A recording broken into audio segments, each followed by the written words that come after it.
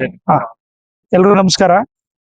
ಇವತ್ತು ನಮ್ಮ ಸಾದ್ಲಿ ಪಂಚಾಯತಿಯ ನಿಲುರಾತಹಳ್ಳಿ ಗ್ರಾಮಕ್ಕೆ ಸೇರಿದಂತ ಆಂಜನೇಯ ಸ್ವಾಮಿ ದೇವಸ್ಥಾನದಲ್ಲಿ ಇವತ್ತು ಶ್ರೀರಾಮನವಮಿ ಹಬ್ಬದ ಪ್ರಯುಕ್ತ ಹುಟ್ಲು ಪರಸೆ ಕಾರ್ಯಕ್ರಮನ ಬಹಳ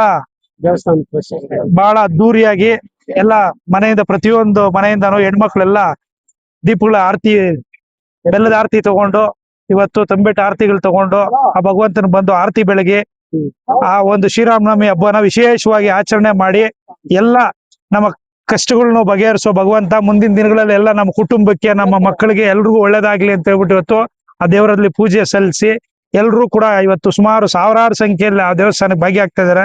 ನಾನು ಕೂಡ ಇವಾಗ ಭಗವಂತನಲ್ಲಿ ಒಂದು ಕೋರಿಕೆ ಇಟ್ಟು ಇವತ್ತು ಆ ಭಗವಂತನಲ್ಲಿ ಸೇವೆ ಸಲ್ಲಿಸಿ ಈ ನಮ್ಮ ಶಿಡ್ಲಘಟ್ಟ ವಿಧಾನಸಭಾ ಕ್ಷೇತ್ರದಲ್ಲಿ ಈ ವಿಶೇಷವಾಗಿ ಸಾದ್ಲಿ ಹೋಬಳಿ ಅಂತಂದ್ರೆ ಸ್ವಲ್ಪ ನಮಗೆ ಹಿಂದುಳಿದಿರುವಂತ ಭಾಗ ಅಂತಾನೆ ಅವಾಗಿಂದನೂ ನಾವ್ ಹೇಳ್ಕೊಳ್ತಾ ಬರ್ತಾ ಇದೀವಿ. ಹಂಗಾಗಿ ಮುಂದಿನ ದಿನಗಳಲ್ಲಿ ಒಳ್ಳೆ ಈ ಭಾಗದಲ್ಲಿ ಒಂದು ಒಳ್ಳೆ ಇಂಡಸ್ಟ್ರಿಗಳಾಗ್ಲಿ, ಒಳ್ಳೆ ಒಂದು ಅಭಿವೃದ್ಧಿ ಕಾರ್ಯಗಳನ್ನ ಕಾಣ್ಲಿ, ಇಲ್ಲಿರುವಂತ ರೈತಾಪಿ ವರ್ಗ ಎಲ್ಲರೂ ಕೂಡ ರೈತರ ಮುಖದಲ್ಲಿ ಖುಷಿ ಕಾಣೋಂಗಾಗ್ಲಿ, ಒಳ್ಳೆ ಸಕಾಲಕ್ಕೆ ಸರಿಯಾಗಿ ಮಳೆ ಆಗ್ಲಿ, ಆ ಬೆಳೆ ಆಗ್ಲಿ, ಓದ್ತಾರಂತೆಲ್ಲ ಉದ್ಯೋಗ ವಿದ್ಯಾರ್ಥಿಗಳು ಕೂಡ ಒಳ್ಳೆ ಉದ್ಯೋಗ ಅವಕಾಶಗಳು ದೊರಕಲಿ ಅಂತ ಹೇಳ್ಬಿಟ್ಟು ಈ ಒಂದು ಸಂದರ್ಭದಲ್ಲಿ ಕೇಳ್ಕೊಳ್ತಾ, ಈ ಒಂದೇನಂದ್ರೆ ನಮ್ಗೆ ಈ ಕಡೆ ಬಾರ್ಡ್ರು ಒಂಥರ ಹೆಂಗಾಗ್ಬಿಟ್ಟಿದೆ ಅಂತಂದ್ರೆ ಒಂದು ಕಲ್ಲುಗುಡ್ಡುಗಳಿರುವಂತ ಪ್ರದೇಶ, ಇವತ್ತು ಕಲ್ಲುಗುಡ್ಡುಗಳಿರೋ ಏರಿಯಾನೇ ಒಂಥರ ಬಂಗಾರದ ಗಣಿ ಆಗ್ಬಿಟ್ಟಿದೆ.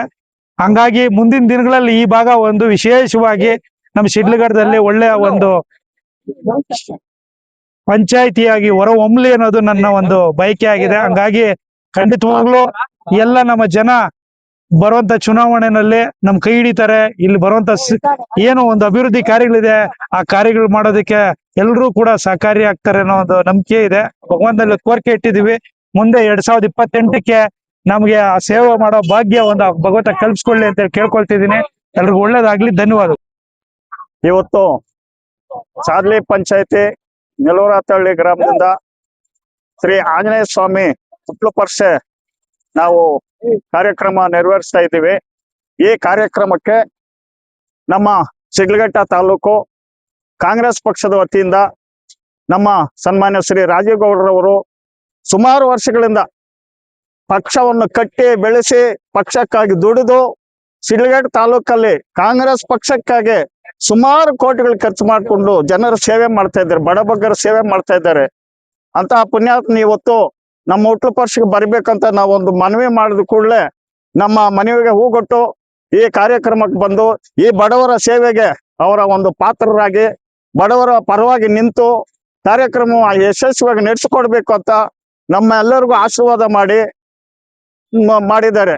ಅದು ಬೇರೆ ನಮ್ಮ ಪಕ್ಷದಲ್ಲಿ ಇವಾಗ ಕಾಂಗ್ರೆಸ್ ಪಕ್ಷದಲ್ಲಿ ನಮ್ಮ ಶಿಡ್ಲಘಟ್ಟ ತಾಲೂಕಲ್ಲಿ ರಾಜೀವ್ ಗೌಡ್ರು ಬಿಟ್ರೆ ಬೇರೆ ಯಾರು ಪಕ್ಷವನ್ನು ಬೆಳೆಸೋ ಸ್ಥಿತಿಯಲ್ಲಿಲ್ಲ. ದಯವಿಟ್ಟು ಮೇಲಿನ ಹೈಕಮಾಂಡ್ ಏನಿದೆಯೋ ದಯವಿಟ್ಟು ಇದನ್ನು ಕೂಲಂಕುಷವಾಗಿ ಪರಿಶೀಲನೆ ಮಾಡಿ ಅವರ ಒಂದು ಕಷ್ಟಕ್ಕೆ ಬೆಲೆ ಕೊಡ್ಬೇಕು ಅಂತ ನಾವೆಲ್ಲ ಇವತ್ತು ಹೈಕಮಾಂಡ್ ಅನ್ನು ನಾವು ಒತ್ತಾಯ ಮಾಡ್ತಾ ಇದ್ದೀವಿ ಸರ್. ದಯವಿಟ್ಟು ಅವರು ಸುಮಾರು ವರ್ಷಗಳಿಂದ ಶಿಡ್ಲಘಟ್ಟ ತಾಲೂಕದಾದ್ಯಂತ ಬಡಬಗ್ಗರಿಗಾಗ್ಲಿ, ಮದುವೆ ಆಗ್ಲಿ, ಕಾಯಿಲೆ ಆಗ್ಲಿ, ದೇವಸ್ಥಾನಗಳಾಗ್ಲಿ, ಪ್ರತಿಯೊಂದಕ್ಕೂ ಓದೋ ಮಕ್ಕಳಿಗೆ ಉತ್ತೇಜನ ಕೊಡೋದು, IAS KS ಮಕ್ಕಳಿಗೆ ಉತ್ತೇಜನ ಕೊಡೋದು, ಒಳ್ಳೆ ಸ್ಕೀಮ್ಸ್ ಹಾಕೊಂಡು ತಾಲೂಕಲ್ಲಿ ನಿಂತು ಕೆಲಸ ಮಾಡ್ತಾ ಇದ್ದಾರೆ. ಕಾಂಗ್ರೆಸ್ ಪಕ್ಷದ ಪರವಾಗಿ ಒಬ್ಬ ಮಹಾ ವ್ಯಕ್ತಿಯನ್ನು ಇತ್ತೀಚೆಗೆ ಕೆಲವರು ಆತನ ಒಂದು ವರ್ಚಸ್ಸನ್ನು ಕಡಿಮೆ ಮಾಡ್ಬೇಕಂತ ಹೇಳಿ ಕುತಂತ್ರ ಮಾಡಿ ಯಾವುದೋ ಒಂದು ಚಿಕ್ಕ ಕಾರಣಕ್ಕೆ ಅವರ ತೇಜಸ್ಸನ್ನು ವಧೆ ಮಾಡುವಂತ ಸ್ಥಿತಿ ಪ್ರಯತ್ನ ಮಾಡಿದ್ರು.